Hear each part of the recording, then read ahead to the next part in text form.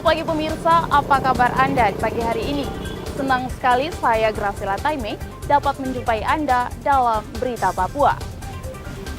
Sejumlah informasi menarik dan teraktual telah berhasil dirangkum tim redaksi kami. Berikut 3 berita utama hari ini.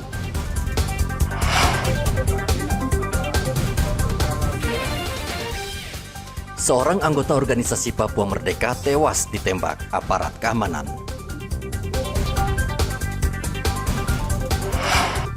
Pasca bentrok, situasi di Nduga berangsur kondusif.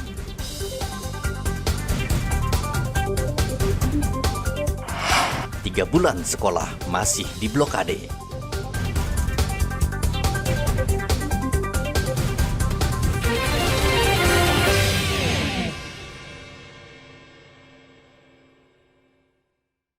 Foto-foto KKB atas nama Basoka Lawiya. Satgas Penegakan Hukum Operasi Damai Kartens menembak mati seorang anggota organisasi Papua Merdeka bernama Basoka Lawiya di Kampung Topo, Kabupaten Nabire, Papua Tengah.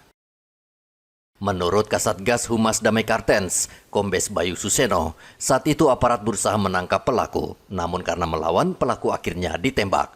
Pada saat itu, kami sedang melakukan razia, mendapati KKB tersebut melintas dan ternyata pada saat ditangkap melakukan perlawanan terhadap petugas di lapangan. Sehingga kami melakukan tindakan tegas terukur dan saat ini jenazahnya sudah kami bawa di Rumah Sakit Umum Daerah yang ada di Nabire. KKB atas nama Basoka Lawiya ini merupakan KKB yang aktif melakukan beberapa gangguan Kamtibmas.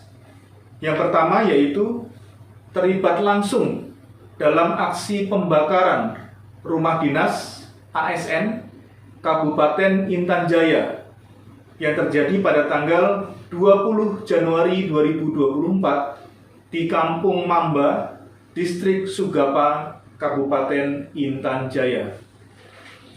Yang selanjutnya, KKB Basoka Lawiya ini terlibat langsung dalam penangkapan dan penggeledahan terhadap Kepala Kampung Odiai, Distrik Paniai Timur, atas nama Saudara Efraim Gobai. Basoka tercatat pernah terlibat sejumlah kasus kriminal, antara lain pada 20 Januari lalu ia membakar rumah dinas ASN Kabupaten Intan Jaya. Ia juga terlibat penangkapan Kepala Kampung Odiai, Distrik Paniai Timur. Ia juga menembak dan membakar kios dan bangunan sekolah di Jalan Raya Madi, Distrik Paniai Timur, Kabupaten Paniai. Hendra melaporkan dari Nabire, Papua Tengah.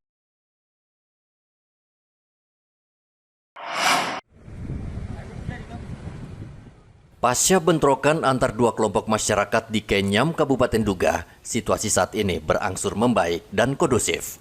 Masyarakat juga sudah tidak khawatir bentrokan susulan dan mulai beraktivitas kembali. Bahkan sejumlah pusat pertokoan sudah kembali buka. Kabid Humas Polda Papua Kombes Ignatius Beni Adi Prabowo membenarkan situasi di Kenyam saat ini. TNI dan Polri serta aparat pemerintah setempat sudah dapat mengendalikan situasi. Untuk mengantisipasi konflik kembali terjadi, Polres Nduga bersama TNI rutin melakukan patroli ke sejumlah wilayah yang masih rawan, serta terus melakukan imbauan ke masyarakat untuk menjaga ketertiban. Situasi di Kabupaten Nduga, Polres beserta instansi terkait, TNI, dan juga dari pemerintah daerah sudah dapat mengendalikan situasi, di mana lokasi terjadinya konflik juga telah dilakukan pembersihan dari bekas terjadinya konflik dan sudah bisa dibuka jalan dan aktivitas masyarakat juga sudah berjalan. Kios-kios sudah mulai dibuka oleh masyarakat untuk aktivitas perekonomian. Dan dari Polres sendiri kita masih melakukan upaya-upaya baik itu penjagaan dan patroli guna menghindari terjadinya aksi-aksi bentrokan lebih lanjut. Sebelumnya bentrokan antar dua kelompok terjadi pekan lalu di Kenyam, Kabupaten Duga, Provinsi Papua Pegunungan. Dalam bentrokan ini 3 orang tewas.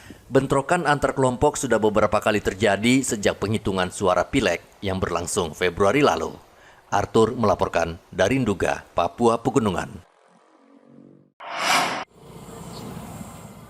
Sudah 3 bulan ruang kelas SD Negeri 2 Wasur, Merauke, Papua Selatan kosong melompong. Murid di sekolah ini tidak bisa belajar karena diduga pemilik tanah memblokade sekolah dengan palang. Buntut sengketa tanah antara pemilik lahan dan pemerintah Kabupaten Merauke akhirnya mengorbankan siswa dan guru sekolah.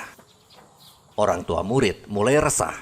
Mereka minta pemerintah Kabupaten Merauke untuk turun tangan menyelesaikan kasus ini karena anak mereka harus belajar di rumah yang tentunya tidak normal dan maksimal. Parahnya lagi dialami murid kelas 6. Mereka hendak ujian kelulusan dan sampai saat ini masih luntang-lantung mencari gedung sekolah lain untuk menumpang. Kita sayangkan hal-hal seperti ini terjadi sehingga mengganggu aktivitas belajar mengajar anak-anak didik anak-anak kita. Ini sangat-sangat merugikan untuk anak-anak kita. Pelajaran tertinggal ya. Sangat-sangat jauh tertinggal. Harapan kami sebagai orang tua masyarakat Wasur berharap ada campur tangan pemerintah daerah untuk ambil tindakan.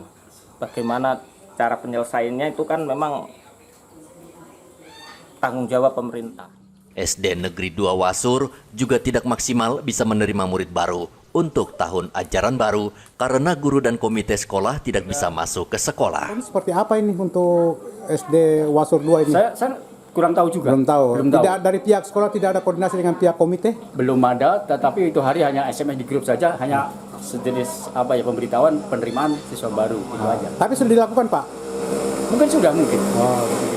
Tanah seluas 900 meter persegi tempat SD Negeri 2 Wasur berdiri ternyata bermasalah.